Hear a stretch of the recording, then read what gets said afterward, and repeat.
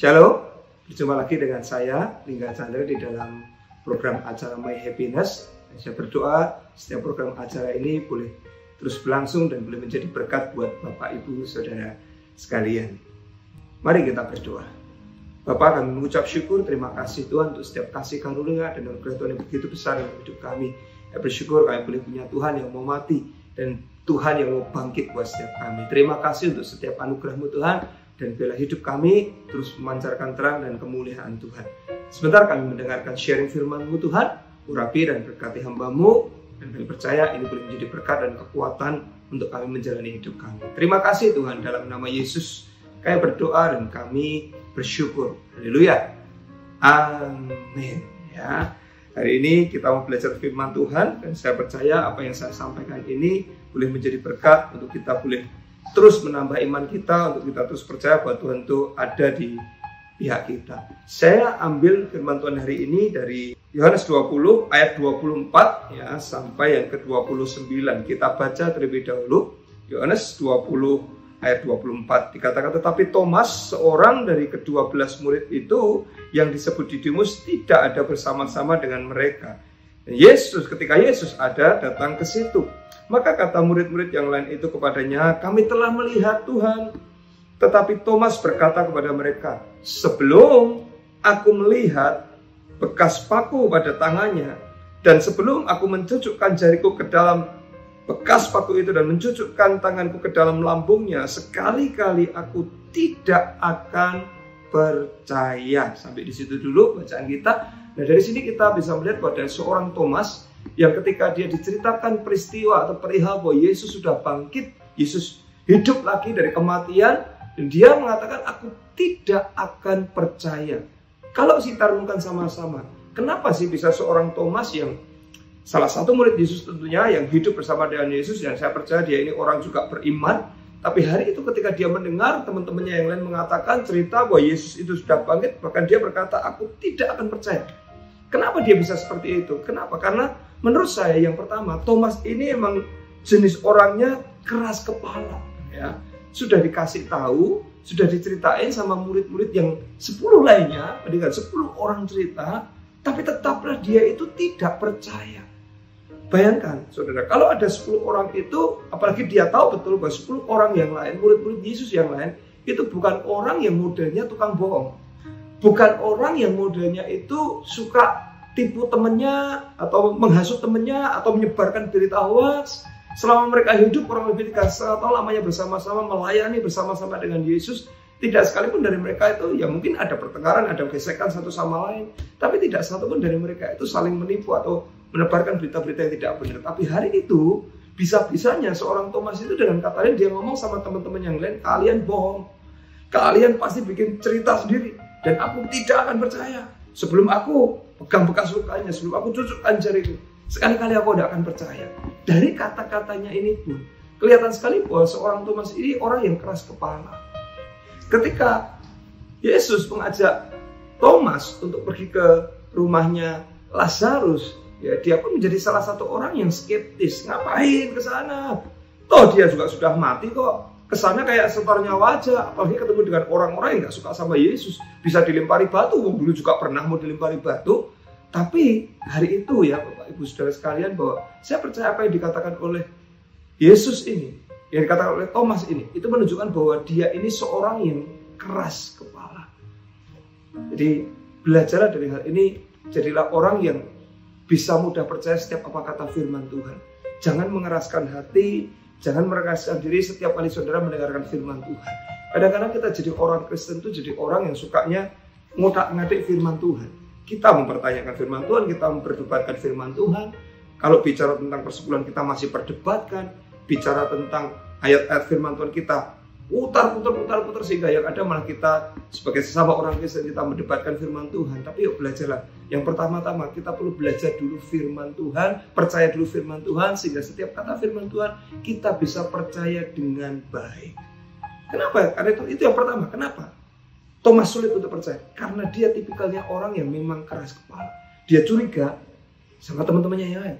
Dia curiga dengan murid-murid Yesus lain. Berapa banyak kita jadi orang Kristen, kita suka curiga bahkan sama teman gereja kita. kita curiga mungkin sama teman kelompok sel kita curiga sama teman sepelayanan kita, setiap apa yang mereka sampaikan isinya kita hanya negative thinking, kita isinya hanya berpikiran yang tidak baik, kita isinya berpikiran yang jelek, kita curiga bahkan sama gembala kita, sama pendeta kita sendiri, kita pikir apa yang dia ucapkan itu manipulasi kita, dan seterusnya. Jadi hari ini belajar jadi orang yang tidak keras kepala seperti Thomas ini. Nah, kenapa? Kemudian yang kedua menurut saya, kenapa Thomas ini bisa menjadi orang yang tidak percaya ketika diberitakan bahwa Yesus itu sudah bangkit?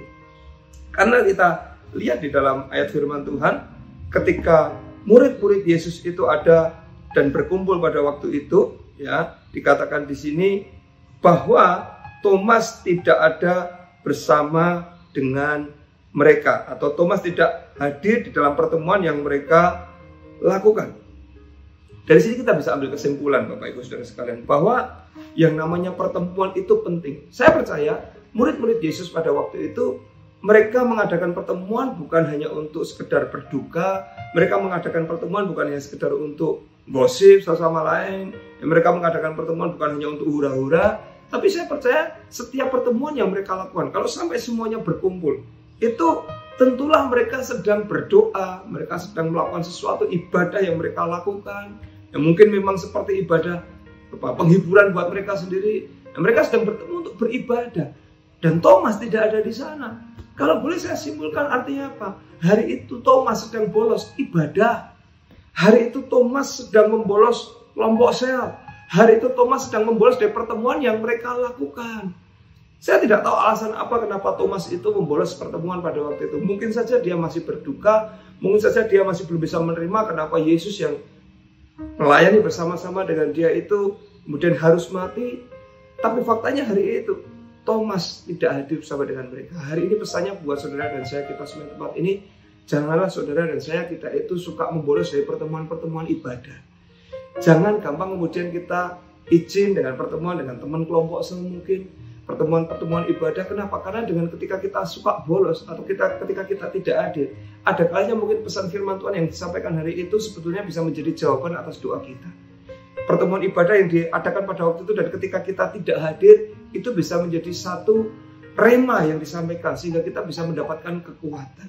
Saya percaya seperti kata firman Tuhan, ibadah itu kalau dilakukan dengan sungguh-sungguh itu akan mendatangkan keuntungan buat setiap kita. Jadi biarlah kita menjadi orang yang dengan semangat, dengan penuh sukacita untuk kita selalu hadir dalam setiap ibadah. Dan doa saya buat saudara semuanya tempat ini, kita berkomitmen sungguh-sungguh untuk kita bisa setiap minggu kita ke gereja. Setiap minggu kita datang ke gereja dan beribadah di sana. Setiap hari bahkan saja setiap kita jangan bolong baca firman Tuhan. Setiap hari jangan sampai kita bolos atau kita bolong di dalam saat teduh pribadi kita masing-masing. Kita berdoa, kita menyembah Tuhan dalam keseharian kita. Dan saya percaya maka dalam seharian kita, bahkan sepanjang minggu, sepanjang tahun, sepanjang hari-hari kita dalam hidup ini akan penuh dengan kekuatan demi kekuatan. Kita bukan menjadi orang yang terus menyaksikan kebenaran firman Tuhan, tapi kita menjadi orang yang selalu percaya kepada firman Tuhan bahwa ini adalah ya dan amin. Dan bila setiap janji firman Tuhan itu bisa digenapi sempurna dalam hidup kita. Kita tidak berkata seperti Thomas bahwa sekali-kali aku tidak akan percaya, tapi sungguh-sungguh ini menjadi bagian dalam kehidupan kita. Dan firman ini hidup, firman menjadi daging dalam hidup setiap kita. Amin. Kemudian kita baca ayat yang selanjutnya. Dikatakan demikian. Ya, 8 hari kemudian murid-murid Yesus berada kembali dalam rumah itu. Dan hari itu Thomas bersama-sama dengan mereka. Bedanya ini, sementara pintu-pintu terkunci, Yesus datang dan ia berdiri di tengah-tengah mereka dan berkata, damai sejahtera bagi kamu. Puji Tuhan. Hari itu di dalam pertemuan ibadah para murid Yesus, Thomas hadir. Thomas ada. Dan hari itu juga dia berkesempatan menyaksikan sendiri bahwa memang betul apa yang dikatakan oleh murid-muridnya yang lain. Memang betul dikatakan oleh teman-temannya yang lain bahwa Yesus itu sudah bangkit.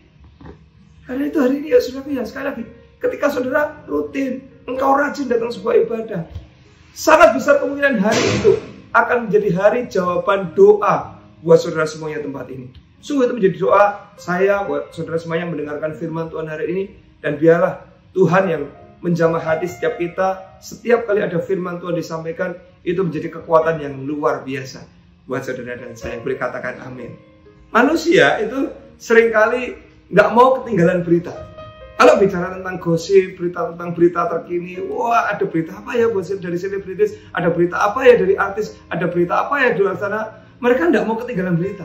Tapi untuk firman Tuhan kadang-kadang mereka rela ketinggalan, nggak apa-apa. Kemarin di gereja firmannya tentang apa ya? Jarang loh kita tanyain seperti itu.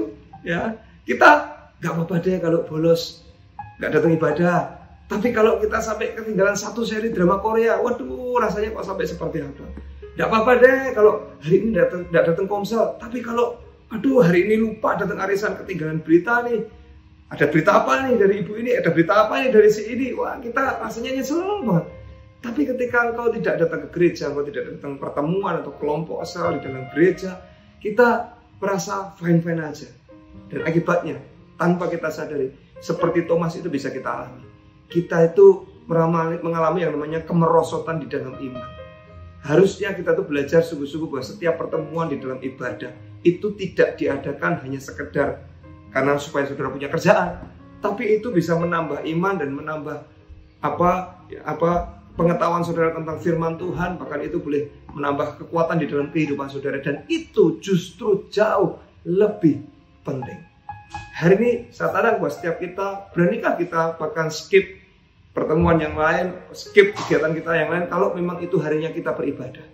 Beranikah kita itu skip pertemuan yang lain kalau memang itu waktunya kita kelompok sel, waktunya kita itu baca firman Tuhan, waktunya kita itu memang itu waktu itu untuk waktunya kita untuk saat teduh dalam kehidupan kita masing-masing.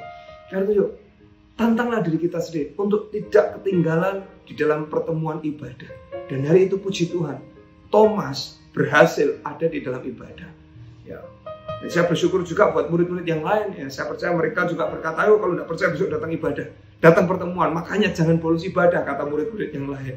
Dan biarlah hari ini saya berkata pada setiap saudara semua yang tempat ini, ayo makanya jangan bolos komsel, jangan bolos ibadah, jangan bolong baca firman supaya engkau tidak ketinggalan berita atau update terakhir dari surga buat setiap kita. Ini penting. Banyak orang pengen menjadi kuat, banyak orang ingin menjadi orang-orang yang tahan atau tangguh menghadapi tantangan dalam kehidupan sepanjang tahun 2024 ini. Banyak orang merasa, aduh aku nggak kuat. Kenapa? Karena sebetulnya dia tidak mengisi dirinya dengan pertemuan ibadah, dia tidak mengisi dirinya dengan firman Tuhan. Sehingga ketika kita diajarkan untuk tetap percaya, tetap beriman, yang ada kita malah goyah dalam kehidupan ini. Ialah pengalaman yang dialami oleh seorang Thomas ini tidak perlu kita alami di hari-hari ke depan. Amin. Kita menjadi orang yang semakin rajin, semakin punya komitmen untuk kita terus menghadiri setiap pertemuan ibadah sehingga hidup kita diberkati Tuhan. Haleluya. Dan hari itu Yesus menampakkan diri kepada murid-murid yang lain dan juga Thomas. Menarik di sini buat saya adalah kita mau belajar responnya. Yang pertama, respon dari murid-murid Yesus atau teman-teman Thomas yang lain. Bagaimana ketika mereka menghadapi Thomas, gak percaya, sudah dikasih tahu, sudah diceritain, tapi hari itu Thomas gak percaya. Saya bersyukur murid-murid Yesus ini tidak kemudian mengucilkan Thomas. Kan bisa jadi jengkel, Pak. Karena ketika mereka cerita kebenaran, mereka cerita bahwa Yesus sudah bangkit, mereka cerita bahwa Yesus hadir menampakkan diri buat kita. Dan Thomas dengan enaknya ngomong, aku tidak akan percaya. Itu nggak enak buat mereka. Tapi mereka tidak kemudian, ya sudah, mulai sekarang kamu nggak usah percaya, kamu nggak usah ikut pertemuan, kamu sudah nggak usah join-join dengan kami. Tapi hari itu mereka tetap mengizinkan Thomas.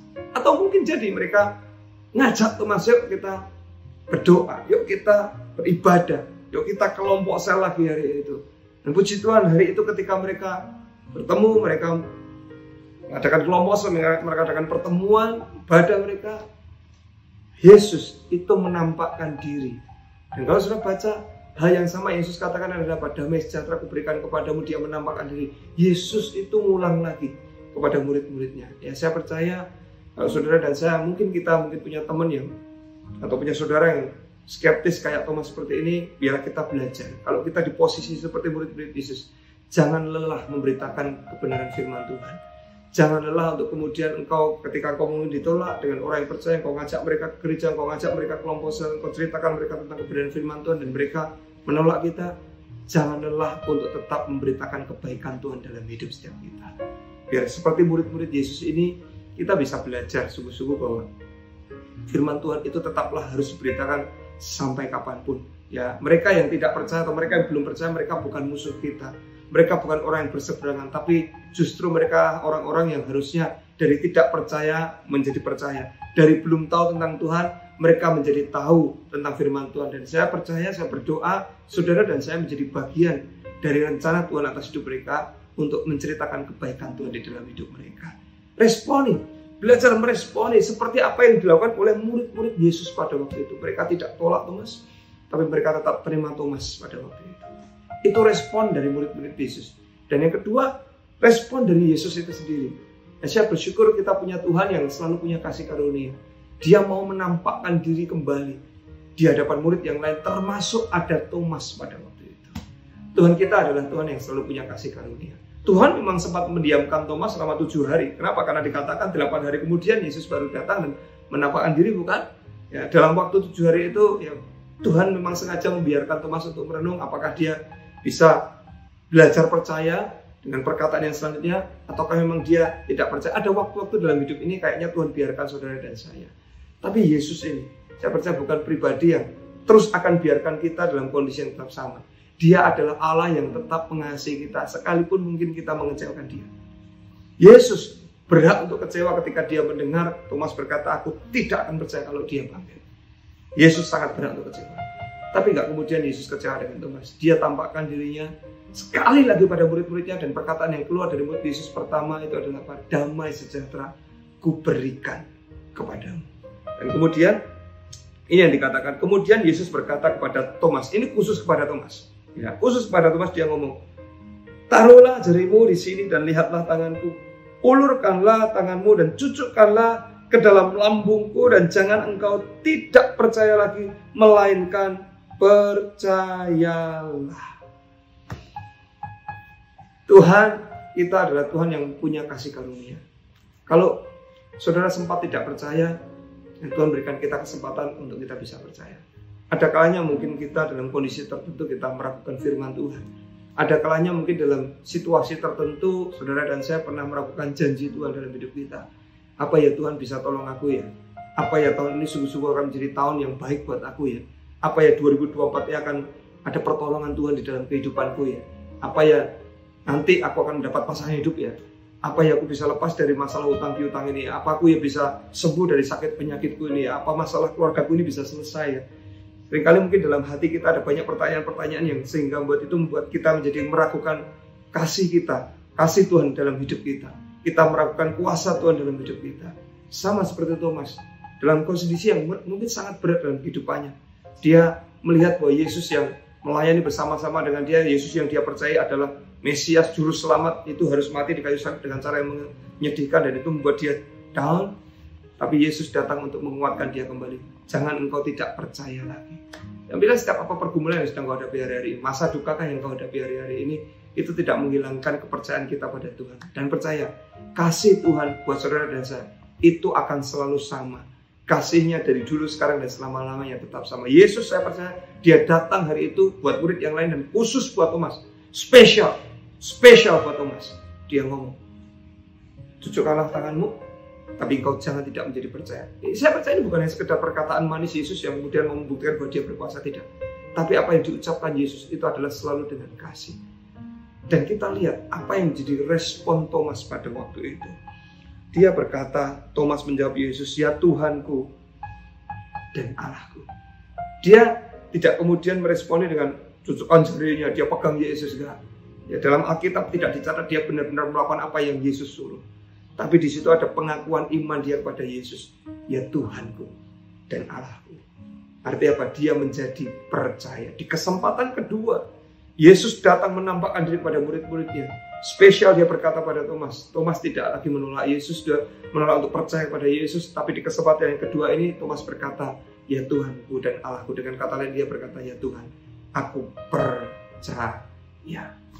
Jangan terus mempertanyakan firman Tuhan. Jangan terus mempertanyakan janji Tuhan dalam hidup setiap kita. Biarlah kita bisa meresponi setiap janji Tuhan itu dengan baik. Jangan curiga dengan firman Tuhan. Dan biarlah kita bisa melihat bahwa firman Tuhan itu adalah janji Tuhan. Ini adalah tuntunan Tuhan. Ini adalah hal yang baik yang Tuhan bisa nyatakan dalam hidup saudara dan saya. Dan kalau ini kita baca renungkan setiap hari tanpa bolong, kau akan melihat bahwa karya Tuhan itu nyata dalam hidup setiap kita. Satu pesan terakhir Yesus buat Thomas pada waktu itu, kata Yesus kepada Thomas, karena engkau telah melihat aku, maka engkau percaya. Berbahagialah mereka yang tidak melihat namun percaya. Buat saya Yesus sedang berkata bahwa kamu lihat kan, baru kamu percaya. Berbahagia mereka, teman-temanmu yang lain itu loh, yang 10 orang yang lain itu loh. Ya, mereka belum melihat pun mereka bisa percaya. Kalau Thomas itu percaya, bahkan ketika dia belum melihat, dia akan jauh lebih berbahagia. Ini bicara tentang apa? Iman saudara dan saya sebagai anak-anak Tuhan. Dan bukankah itu yang seringkali Tuhan lakukan dalam hidup kita? Kita diajarkan untuk apa? Beriman. Sebelum melihat, kita bisa percaya. Kalau hari ini saya bicara pada saudara semuanya tempat ini, saya punya deposito 100 miliar. Apakah saudara percaya? Atau saudara mungkin batin dalam hati saudara, kalau kamu bisa tunjukkan bilietnya, bahwa sungguh-sungguh ada deposito 100 miliar, baru aku percaya. Dan mungkin ketika saya tunjukkan bilietnya sama saudara ini, biliet deposito 100 miliar dan kau percaya. Buat saya, itu bukan percaya. Tapi itu adalah tahu. Dan ada perbedaan yang besar antara tahu dan percaya. Percaya itu adalah seperti kata Yesus. Bahkan ketika kau belum melihat, engkau percaya. Itulah yang namanya iman. Dan itulah iman kekristenan sejati dalam hidup saudara dan saya. Jangan pernah meragukan kasih Tuhan dalam hidup saudara. Jangan pernah meragukan kuasa Tuhan dalam hidup saudara. Dan biarlah melalui Thomas ini kita bisa belajar melembutkan hati di dalam hadirat Tuhan, mudah ditegur oleh Tuhan, rajin dalam kelompok sel dan dalam ibadah kita masing-masing. Dan saudara akan lihat perbedaan Tuhan nyatakan dalam hidup kita. Saya berdoa saudara menjadi orang-orang yang jauh lebih berbahagia ketika kita bisa beriman dan percaya bahwa Tuhan kita baik dulu, sekarang, sampai selama-lamanya. Dia yang mati buat setiap kita dan dia bangkit buat saudara karena dia mengasihi kita. Amin. Mari kita berdoa bersama-sama. Bapa, kami bersyukur atas semua kebaikan dan kasih Tuhan di dalam hidup kami. Biarlah apa yang kami alami hari-hari ini tidak mengendorkan iman kami kepadamu ya Tuhan. Dan biarlah apa yang kami alami hari ini semakin menguatkan iman kami pada Tuhan. Dan kami semakin tahu, semakin mencari tahu akan Tuhan, semakin rajin berdoa. Bahkan kami semakin isi diri kami dengan firman Tuhan, sehingga hidup kami itu semakin kokoh di dalam Tuhan. Terima kasih buat semuanya Tuhan. Dan bila hidup kami adalah hidup yang berbahagia karena kami percaya bahkan sebelum kami melihat. Inilah iman kami Tuhan. Terima kasih Tuhan. Hanya di dalam nama Yesus kami berdoa dan kami bersyukur. Haleluya. Amin. Tuhan Yesus memberkati.